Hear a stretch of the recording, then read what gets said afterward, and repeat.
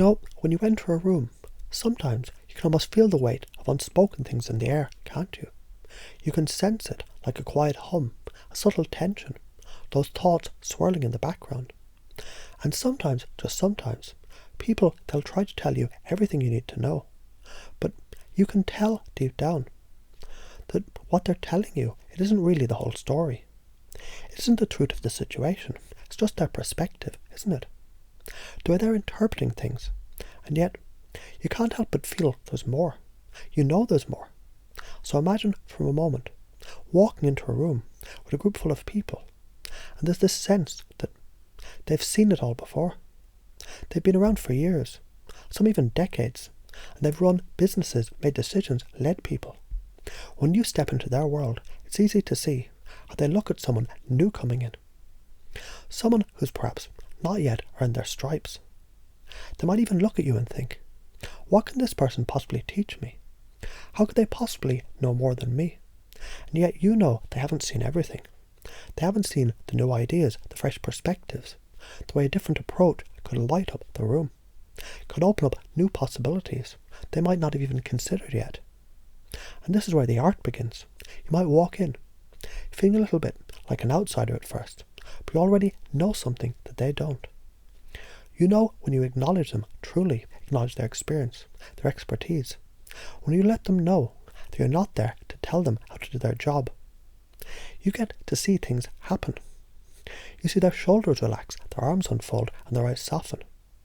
You see, it's all about understanding where they are, isn't it? It's about seeing the world through their eyes, feeling what they're feeling, and then stepping into the conversation in a way that invites them to join in. Rather than resist, to feel instead of reacting, to open up rather than shutting down. Now imagine the scenario. This room is filled with people with decades of experience, and you step in. Not as someone who's going to tell them what to do, but as someone who's bringing something new, something exciting, something that could help them to do what they do even better. You don't need to demand their attention. You don't need to prove anything. Instead, you acknowledge them, their experience, their competence, and then you invite them to see a different way. A way that they could use to enhance what they already do. The language you use, so powerful, so intentional, softens their resistance. It's almost like planting a seed in their mind, a little suggestion. Hey, I'm not here to challenge you.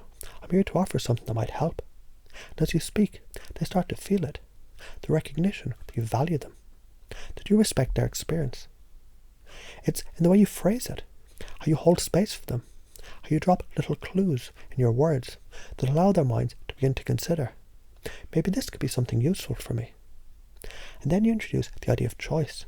Subtly suggest that while you're here, you can either choose to work together, to create something amazing, or you can choose to be miserable. It's all on them, isn't it? What happens is this. The simple act of acknowledging the power of choice makes them start to think about the possibilities, start shifting their mindset subtly, naturally.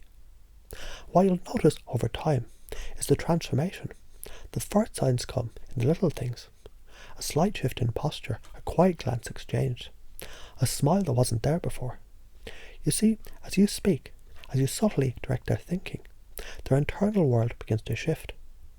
They start to see you as someone who respects them, someone who isn't there to tell them that they're wrong, but someone who's there to offer them a way to enhance what they already are good at.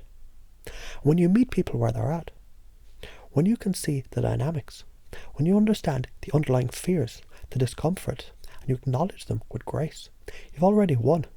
It's like speaking to a person's subconscious, allowing them to see the values and what you bring, without ever needing to convince them.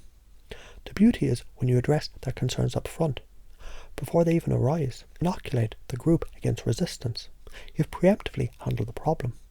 Now imagine too a moment when you walk into a room after something unsettling has happened. Maybe there's been a shake-up. People have been let go, and the whispers, they're still in the air. The unspoken thoughts of uncertainty. You don't need to shy away from it. In fact, you bring it up gently, smoothly, with confidence.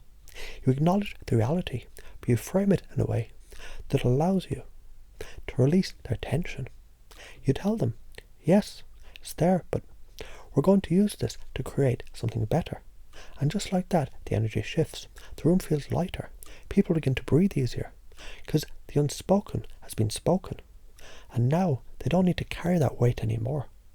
It's all about shifting the narrative, isn't it? Shifting it from fear and discomfort to curiosity and to opportunity. When you acknowledge what's in the room, the unspoken things, you can create a space where people feel seen, heard and understood. They begin to feel more comfortable with you and more open to what you're offering. The tension melts, and in its place, a new sense of possibility begins to take root. It's subtle, but it's powerful. It's like planting a seed in the fertile ground of their minds and watching it take root, grow, and bloom into something remarkable. Because when you think through what could be in people's heads, when you understand the fears, the discomforts, and the resistances, you can set up a path for them to walk on, one that's clear, inviting, and empowering. And the results, well, the results speak for themselves, don't they?